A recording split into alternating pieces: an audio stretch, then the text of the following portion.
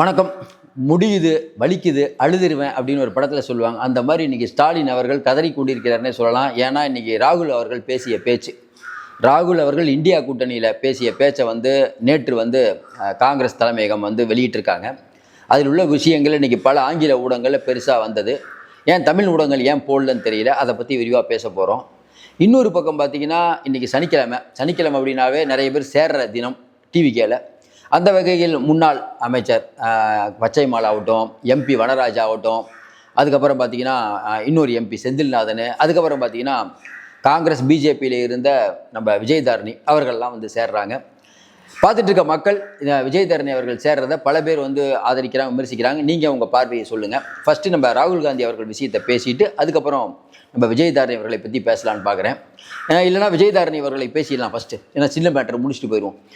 விஜயதாரணி அவர்கள் இன்றைக்கி டிவிகேல சேர்ந்துருக்காங்க. பல பேர் என்னங்க அது ஏற்கனவே அவங்க பல கட்சியில் இருந்தவங்க, அவங்கள போய் சேர்த்துக்கலாமா அப்படின்னு சொல்கிறவங்க சில பேர் இல்லைங்க, யார் வந்தாலும் சேர்த்துக்கணும், ஏன்னா வலிமையானவர்கள் தேவை இன்றைக்கி டிவிகேல. இன்றைக்கி டிவிகேவுடைய அந்த விஷயங்கள்லாம் வெளியில் எடுத்துகிட்டு போகிறதுக்கு நிறையா பேர் இருந்தால் நல்லாயிருக்கும், மக்களுக்கு அறிமுகமான முகம் நல்லா இருந்தால் இருக்கும் அப்படின்னு சில பேர் சொல்கிறவங்களும் இருக்காங்க. ஒரு முடிவை அவர் எடுத்திருக்கிறார். இனிமேல் அவருடைய செயல்பாடை பார்த்து நம்ம தீர்மானிப்போம். ஏன்னா ஒழுங்காக எம்எல்ஏவாக இருந்தாங்க விளவங்கூரில், அதை ரிசைன் பண்ண சொல்லிட்டு பிஜேபியில் சேர்ந்து எம்பி ஆகிறன்னு பிஜேபியில் கூப்பிட்டாங்க. கடைசியாக பொன் ராதாகிருஷ்ணன் அவர் நிற்கிறதுக்காக இந்த அம்மாவுக்கு சீட்டு கொடுக்கல. அதுக்கப்புறம் எந்த விதமான பதவியும் இல்லாமல் இருந்தாங்க.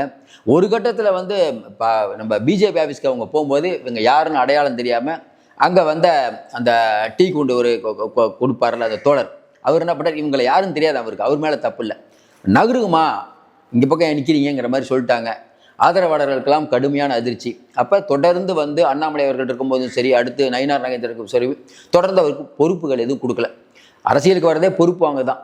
அப்போ இன்றைக்கி அவர் டிவிகேல போகும்போது எந்த விதமான எதிர்பார்ப்புகள் இருக்குது அப்படின்னு தெரியல. ஆனாலும் நம்ம விசாரித்த வரைக்கும் டிவிகேல யார் வந்தாலும் வாங்க, இப்போல்லாம் பொறுப்பு கொடுக்க மாட்டோம் அப்படி தான் சொல்லியிருக்காங்க. இன்னொன்று ஆளுங்கட்சி அப்படிங்கும்போது இயற்கையிலேயே இனிமேல் இருக்கக்கூடிய சிஎம் உடைய புகழ் வேகமாக பரவிட்டு இருக்கும்போது அந்த கட்சிக்கு அவர்கள் போவது இயற்கை தான். டிவிகே அப்படிங்கிறது கவனமாக இருக்க வேண்டும். ஏன்னா நிறைய பேர் சேர்க்குறாங்க, நிறைய பேர் சேர்த்தாலே பலவிதமான விஷயங்கள் வரும், கவனமாக இருப்பார்கள் நான் நினைக்கிறேன். இன்னொரு பக்கம் அதிமுக கூடாரம் ஏறக்குறைய காலி ஆயிடுச்சுன்னே சொல்லலாம். அந்த அளவுக்கு பார்த்தீங்கன்னா உங்களுக்கு எக்ஸ் எம்பி செந்தில்நாதன் ஆகட்டும், வனரோஜா அந்த அம்மா ஆகட்டும், இவங்களாம் எக்ஸ் எம்பி, பச்சைமால் அமைச்சர் தொடர்ந்து சேர்ந்து கொண்டே இருக்கிறார்கள். எடப்பாடி பழனிசாமி வேறு இன்னொரு 10 நாளில் ஒரு போராட்டத்தெல்லாம் அறிவிச்சிருக்காரு. போராட்டம் நடத்தலாம், இன்றைக்கி செலவு பண்ணக்கூடிய அளவுக்கு யார் இருக்கா கட்சியில். அதனால் இன்றைக்கி கட்சி கலகலத்து கொண்டு இருக்கிறதுனே சொல்லலாம். அதனால் இன்றைக்கி அதிமுக தன்னை மறுபரிசீலனை செய்ய வேண்டும். கண்கெட்ட பிறகு சூரிய நமஸ்காரம் அப்படிங்கிற மாதிரி எந்த பக்கம் நடந்தால் எனக்கு என்ன போயா அப்படிங்கிற மாதிரி, கண்கெட்ட பிறகு எந்த பக்கம் வந்தால் என்ன, அந்த மாதிரி இன்றைக்கி அதிமுக மோசமான நிலைமைக்கு போய்விட்டது. அதனால் டிவிகேல இவர்கள்லாம் இணைந்து கொண்டு இருக்கிறார்கள். இன்னும் நிறைய பேர் அப்ளிகேஷன் போட்டிருக்காங்க. யார் வந்தாலும் அவர்களுக்கு பொறுப்பு இல்லை அப்படின்னு டிவிகேல சொல்லிட்டாங்களா, ஒரு நல்ல முடிவு. கட்சி உழைங்க, ஏன்னா ஏற்கனவே நிறைய பேர் உழைச்சிட்டு இருக்காங்க, அவங்களுக்குலாம் பதவி கொடுக்கணும். ஆனாலும் லஞ்சம் இல்லை அப்படிங்கிறது ரொம்ப நல்ல விஷயமா நான் பார்க்குறேங்க. அடுத்து ராகுல் காந்தி விஷயத்துக்கு போயிடுவோம். ராகுல் காந்தி அவர்கள் இன்றைக்கி இந்தியா கூட்டணியில் பேசிய பேச்சு என்னங்க, அது திமுகவுக்கு என்னங்க செக் வச்சுட்டாரு அப்படின்னு நிறைய பேர் நீங்கள் சில பேர் அதை நல்லா கவனிச்சிங்கன்னா தெரியும். என்ன சொல்கிறார் அப்படின்னா, திமுக பிஜேபி சித்தாந்தத்துக்கு எதிரானது ஃபஸ்ட்டு வார்த்தை. இங்கே ஸ்டாலின் என்ன நினைப்பார், நம்ம இப்போ தான் பிஜேபி கூட்டணிக்கு போகலான்னு பார்த்தா இவர் ஸ்ட்ரெயிட்டாக இந்த மாதிரி அடிக்கிறாரு, இது தெரிஞ்சு தான் அவர் பேசியிருக்காரு. இன்னொரு பக்கம் அடுத்து எதிர்கட்சிகளுடைய வரிசையில் தான் திமுக இருக்கும், அதாவது எங்களோட தான் திமுக இருக்கும். டிவிகே கவர்மெண்ட்டில் போய் 2 அமைச்சர் வாங்கி பதவி வாங்கிட்டு ஸ்டாலின் அப்படி தான் யோசிப்பார். எங்களோட நின்றுட்டு நாங்கள் ஓட்டு போட்டு உங்களை ஜெயிக்க வச்சா டபக்குன்னு போய் 2 வாங்கிட்டு ஒரு எம்பி வேற வாங்கிட்டு இன்றைக்கி நானும் உங்களோட இருக்கேங்கிறேன், பதவியில் நீங்கள் இருந்துக்குவீங்க. சொல்லுவாங்கள்ல, அதாவது உனக்கு ரத்தம் எனக்கு தக்காளி சட்னி, அந்த மாதிரி நீங்கள் சொகுசாக பதவி வாங்கிக்குவீங்க, நாங்கள் பதவி இல்லாமல் இருக்கோம், உங்களோட வேற இருக்கணும். இது தாண்டி அப்போ என்ன சொல்ல வரீங்க, எம்பி எலெக்ஷனில் உங்களோட சேர்ந்து நிற்கணும், நீங்கள் ஒரு 2 சீட்டு கொடுப்பீங்க அப்படி தானே. அதாவது என்னென்னா, இன்றைக்கி சரியோ தப்போ தமிழ்நாட்டில் தலைமை அப்படிங்கிறது டிவிகே தான், திமுக அதில் போக முடியாது. அப்படிப்பட்ட சூழ்நிலையில் உங்களுக்கு பிஜேபி எதுக்கு நாங்கள் வேணும், ஆனால் மாநிலத்தில் அங்கே தனியாக இருக்கணும் அப்படின்னு இன்றைக்கி பிஜேபி உள்ளுக்குள் புலம்பிக் கொண்டிருக்கும். ஏன்னா அவங்களால நேரடியாக இப்போ பிஜேபிக்கு சப்போர்ட் பண்ண முடியாது. ஏன்னா அவங்க உடனடியாக பல்ட்டி அடிக்க முடியாது. திமுக எப்பயுமே பாட்டாளி மக்கள் கட்சி மாதிரி முதல் நாள் ஒன்று சொல்லிட்டு அடுத்த நாளே மாற மாட்டாங்க, அதுக்குன்னு ஒரு டைம் இழுப்பாங்க. இப்போ நீட் தேர்வு அப்படிங்கும் போது அதுக்கு பெருசாக போராட்டம் நடத்த மாட்டாங்க, பெட்ரோல் டீசல் விலைக்கு போராட்டம் நடத்த மாட்டாங்க. திடீர்னு ஒரு 10 நாள் கழித்து மோடி அவர்களுடைய வெளிநாட்டு பயணம்லாம் நல்லா இருக்க மாதிரி தெரியுது. அவர் ஈரானோட அவர் அந்த ஒரு உடன்படிக்கை ஏற்படுத்தினார் பாருங்க, அது சூப்பர் அப்படின்னு யாருக்கும் புரியாத பாஷையில் பேசுவாங்க. ஏன்னா அவங்களுக்கு வந்து இந்த அதாவது உலக அரசியலை பேசுவார்கள். அதுக்கப்புறம் பார்த்தீங்கன்னா ஒன்றிய அரசு நல்லா தான் பண்ணுது பாருங்கள், 1000 கோடி கொடுத்துருச்சு தமிழ்நாட்டுக்கு, ஆனால் தமிழ்நாடு அரசு அதை சரியாக பண்ண தெரியல அப்படின்னு லைட்டாக பிஜேபிக்கு லைட்டாக சப்போர்ட்டாக பேசி, அதுக்கப்புறம் போய் எம்பிக்கெல்லாம் போய் 22 எம்பிக்கள் அவங்க வச்சுருக்க 32 எம்பிக்கள் போய் மோடியை சந்தித்து தமிழ்நாட்டு நலனுக்காக நாங்கள் பார்க்க போனோம்னு சொல்லிட்டு அப்படி போகலான்னு பிளான் பண்ணிட்டு இருந்தாங்க. ராகுல் காந்தி அவர்கள் சொல்கிறார், இல்லை என்றைக்குமே வந்து திமுக வந்து மதச்சார்பற்ற கொள்கைக்கு எதிரானது. ஸ்டாலின் அவர்கள் நினைக்கிற மாதிரி தான், நாங்கள் எப்பப்பா சொன்னோம், நாங்கள் அதை விட்டு பல வருஷம் ஆகுது, ஏதோ நாங்கள் பொழப்பு நடத்தணும்னு பேசிகிட்டு இருக்கோம், நீ மறுபடியும் அதுக்கே வரிய, உங்க கூட இருக்கிற வரைக்கும் தான் பிரச்சனைன்னு பார்த்தா போனதுக்கப்புறமும் வச்சு செய்கிறீங்களே, இருக்கும்போதே டிவிக்கே கூட பேசிகிட்டு இருந்து எங்களை டென்ஷன் பண்ணிங்க, இப்போ உங்களை விட்டு போயிட்டோம், உங்களை திட்டணுங்கிறதுக்காக இந்த மாதிரியா பேசுறது.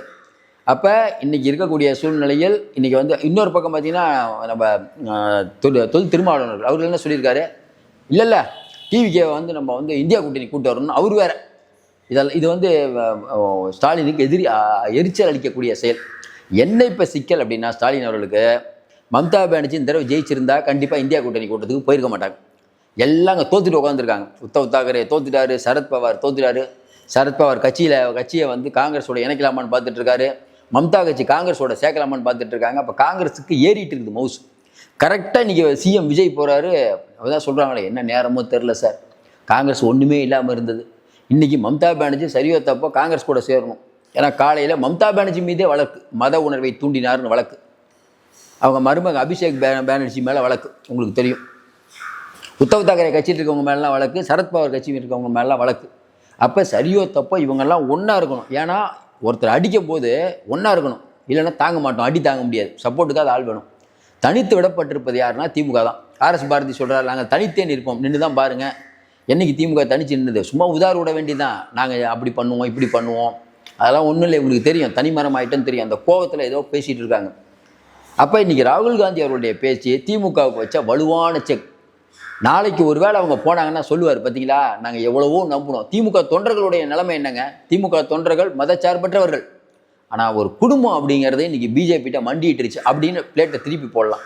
அதனால் அருமையான மூவாக தான் பார்க்குறோம். இப்போவும் சொல்கிறோம், இன்றைக்கி திமுக அப்படிங்கிறது எந்த எல்லைக்கும் செல்லும். ஏன்னா ஏற்கனவே இவர்கள் சென்றவர்கள் தான்.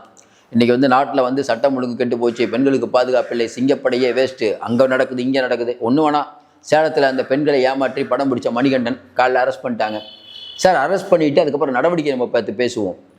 ஞானசேகரன் மாதிரி 4 நாள் அவனை விட்டுட்டு அதுக்கப்புறம் என்னென்ன பண்ணீங்கிறது நாடு அறியும். அதனால் வந்து இன்றைக்கி டிவிக்கு அரசு தப்பு பண்ணால் நம்ம கண்டிப்போம். இப்போவும் சொல்கிறோம், விஜயதாரணி அவர்கள் பேசியதை நான் பேசுகிறேன்னா, ஏங்க பல கட்சிக்கு மாறி வந்தாங்க சார், அதனால் டிவிக்கே தொண்டர்களே ஏங்க இவங்கள மாதிரி ஆள்லாம் சேர்க்கலாமா வேணாமான்னு அவங்களுக்குள்ளேயே ஒரு குழப்பம் இருக்கிறத நம்ம பார்க்க முடியுது. பட் அவங்களுடைய செயல்பாடை பார்ப்பது தான் நான் சொல்கிறேன். தொடர்ந்து நிறையா நம்ம அண்மை தகவலை தந்துட்டு இருக்கோம். தொடர்ந்து ஆதரவு கொடுங்கள். மீண்டும் சந்திப்போம். நன்றி.